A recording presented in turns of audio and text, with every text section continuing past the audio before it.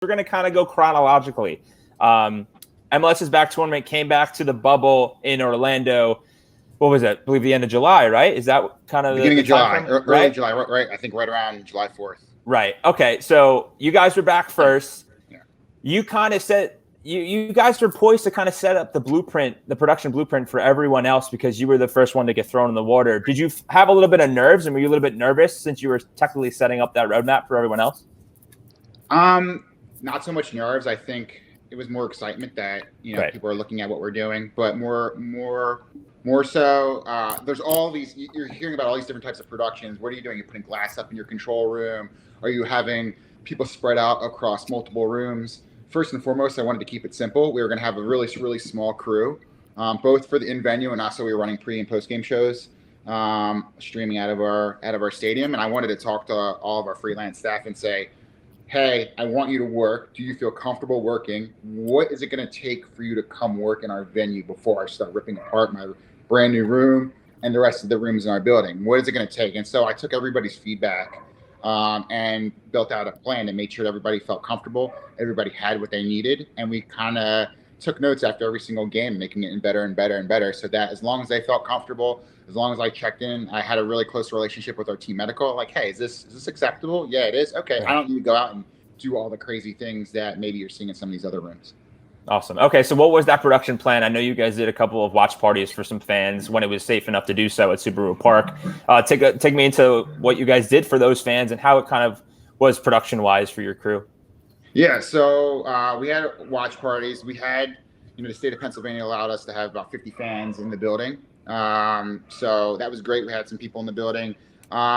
First and foremost, the easiest thing to do was like, okay, we had a consistent crew. I kept the crew. So what I did is I had everybody kind of sign up for the block the whole entire tournament. So I wanted to make sure everybody was consistent. We weren't having like random people coming in game after game. So everybody signed up for the block, which everybody was happy to do. And I kept it really, really simple. I made sure that everybody had their same headset. They got a plastic bag with their own pens, some real simple stuff. Pens, highlighters. They had each their own little thing of hand sanitizer. They would unplug their headset and plug it into whatever station they were going. I gave them the script. They printed their own script, right? Things that, and some people were really, really extreme about it. And I gave them their own set of Clorox wipes where they'd wipe everything down. And some people were really cool about it. And so we kept it simple. Everybody felt comfortable, and it was good. Okay. Well, everyone got their own kind of thing to kind of keep their own bubbles safe and baggies, clean. Yeah, right. So hey, you guys give away. I guess they're kind of party favors if you want to. Well, think and then their season-long gift was Union-branded masks. So okay. We usually give them like a hoodie or a sweatshirt. They got a Union-branded mask that I made them wear all season long. Terrific. Okay. Awesome. Kurt, we'll go to you next.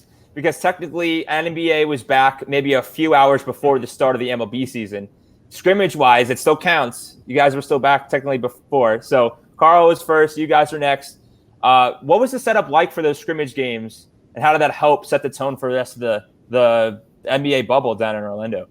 Yes, as you know, our control room was taken over by our RSN. Instead of them having to bring a truck in or do it from another remote studio, we converted our control room to allow them to come in and produce the local broadcast for those 3 scrimmage games, the 8 restart games, and then all the way through the playoffs that we went on that big run. And so it was a different situation than Carl because I wasn't working with my staff. Right. We were catering to someone else's staff and really kind of following protocols that the arena set down for us. And very, very strict that we, only so many bodies in the room at any given time. Anybody walking down the hallway, we wait until that one person finishes walking down the hallway before somebody else enters the hallway. Masks, face shields, goggles, Clorox, alcohol wipes, hand sanitizer at every station. And then, similar to what Carl said, bags for headsets, and we ended up buying a UV sanitizing cabinet and sticking them inside of that after every run. But on the technical side of it, we set up like it was going to be a home basketball game. So we put our RSN announcers down courtside, and we gave them their table and gave them monitors with a view of every camera. The radio announcers had their normal location as well. We put Jason Jackson up in the Bacardi Ocho studio, and he did his normal thing from that location. And what you saw at home on TV was what Fox pretty much normally looks like down here in South Florida. Right. Awesome. Okay, Carl, we're going to go a little ping pong. We're going to go Carl, Kurt here. So when the productions ended up coming back to Subaru Park in August, what kind of changed? And did you reach out to anyone either in the MLS and colleagues that you had in MLS, or someone that was in the Major League Baseball or any other league that were doing home style, non-bubble tradition production? That was a lot all in one, but yeah.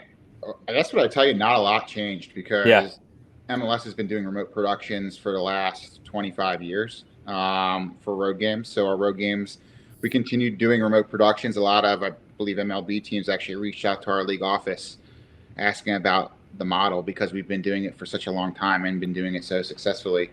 So from a remote production, our announcers would still show up to our ABC affiliate, who is owned by Disney. So they had their whole other level of Disney COVID protocols. And then at the stadium, everybody kind of fell into tiered staff. The biggest challenge we had was we have a jib on the field.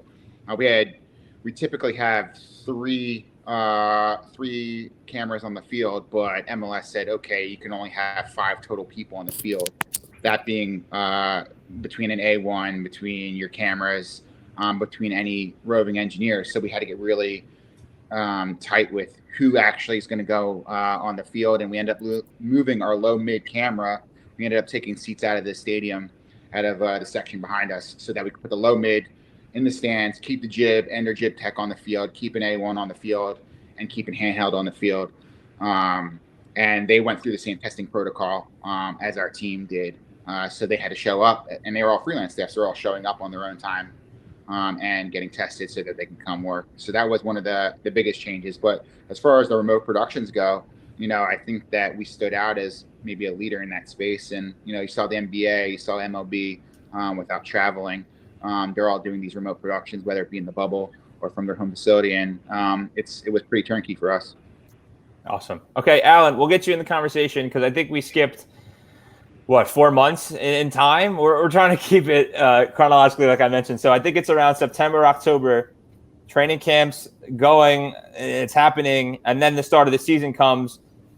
What was it like being one of the last leagues back in action? Because was it a gift? Was it a curse? You can kind of learn from all these folks, but what was it like from your standpoint? Yeah, it was a gift. We got a little bit more time, just dealing with the pandemic as a whole and what it was going to mean for us from a stadium standpoint. We did the same thing that all these guys talk about with the UV headsets, cleaning them, the little caddies for camera operators with cleaning. It just gave us, really just gave us more time. And we still didn't know what the season was going to look like probably until the weeks leading up to it. To be honest, even from NFL rules and regulations, what were coming down, it was always changing. Facility rules were always changing. So it was good to sit back a little bit and see how other teams were doing it. But at the same time, everything was just so fluid in our world and from rules to hit us that it gave us a little bit more time, but didn't really prepare us any more probably than some of these other guys, to be honest. And, there were some people I reached out to in Major League Baseball just from an audio standpoint, like, hey, right. Are you guys blaring your speakers at full volume with an empty stadium? What's the music taste? How'd you go about that? So it was a little bit of an advantage just to get some other people's perspective, even though football and baseball are very different from just the sport itself. But just to hear some of those technicalities, like I said, as far as audio in an empty arena stadium, what it's like. Awesome. The way the NFL adapted, because some fans were allowed later on in the year, some stadiums didn't have any fans. You talked with our Brandon Costa, who's around here somewhere, about what you and your colleague Brian Harper did for fans that couldn't go to US Bank Stadium, but on their digital, either phone, laptop, second screen. What did you do to adapt and allow those digital fan activations to be something that fans relied on even when they couldn't go to the stadium? I think it ultimately sped up the process of what we wanted to do probably in a couple of years from now, as far as a pregame show and bringing fans into the stadium and experience, what every fan was there. I think, like I said, we're probably a year or two out from pulling that off. But, we huddle together and figure out how to do that, so that way we can show fans at home pregame warm-ups, any rituals that we're doing. The NFL put some rules again around us of when we had to have a cutoff point and really where that could go. But like I said, it sped up our process in a good way in some ways of seeing what we can do versus what we might not be able to do when we have fans back in the stadium, and what hurdles we're going to have, and we're working through all those right now. So the good and bad, right? You get to learn a lot. It's your time to experiment with things because not many people can see it. But yeah, ultimately it was bringing the fans into the stadium as much as we can and still pull off all our traditions as well as we can. And then it carried over to our post-game show as well. We did a post-game show before the pandemic, and we just, brought in our technically what we did with that. And like I said, there were no really limitations in what from a technical standpoint, because it wasn't tied up like we only have so many cameras. We can't sacrifice a camera to go here to do a post-game show or what it may be. But it just allowed us to play around a little bit more and experiment with things. So when we bring fans back, we can figure out what works and what doesn't.